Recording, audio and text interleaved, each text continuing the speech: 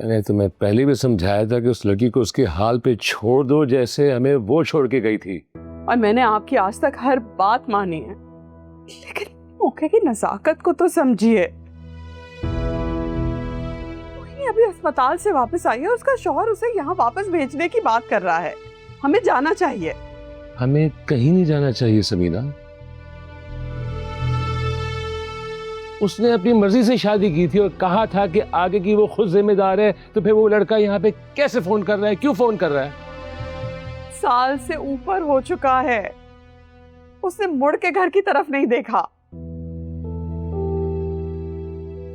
और आज भी उसने फोन नहीं किया, उसके शौहर ने किया, ये कहने के लिए कि आकर ले जाइए उसे।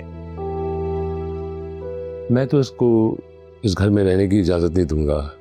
चलो मान लिया कि तो उसको ले भी आई, तो रखोगी कहाँ? आप मोहिनी आपी को लेने जा रही हैं? आया ने मुझे अभी कहा है कि अगर मोहिनी आपी इस घर में आएंगी तो वो हमें रहने की इजाजत नहीं देंगे, या वो खुद नहीं आएंगे। अब मैं क्या करूं? यही बात मैं तुम्हारी माँ को समझाने की कर रहा हूँ कि जिसने जो किया है वो खुद भुगतेगा।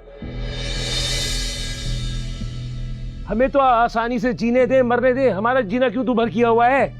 मैंने कब कहा कि मैं उसे घर लेकर आ रही हूँ? मैं सिर्फ वहां जाकर देखना चाहती हूँ और सुलह करवाना चाहती हूँ, ताकि उसके ससुराल वालों को भी तो पता चले कि वो लावारिस नहीं है। तो तुमने जो करना है वो करो ना, लेकिन एक बात का ख्याल रखना कि वो किसी कीमत पे इस घर में वापस नहीं आएगी। मुझे वहां जाके हालात देखने तो दें। तो मैं तुम्हें कौन सा रोक रहा हूं? मैं तुम्हें सिर्फ इतना समझा रहा हूं कि वहां पे किसी को दिलासा देके मत आ जाना, और ना किसी को दुम छल्ला बना के साथ ले आना अपने।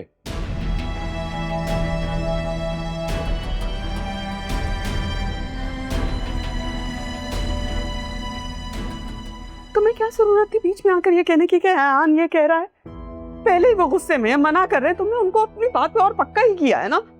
अगर मैं उन्हें ना भी कहती तो आपको लगता है कि अब्बा मोहिनी आपी को यहाँ लेकर आते? और अब किस खुशफहमी में हैं आप? प्लीज प्लीज मोहिनी आपी को उनके हाल पे छोड़ दें। मुस्कान, मानो कि मैं तुम्हारी माँ हूँ, लेकिन बेटे उसको भी मैंने माँ की तरह पाला है।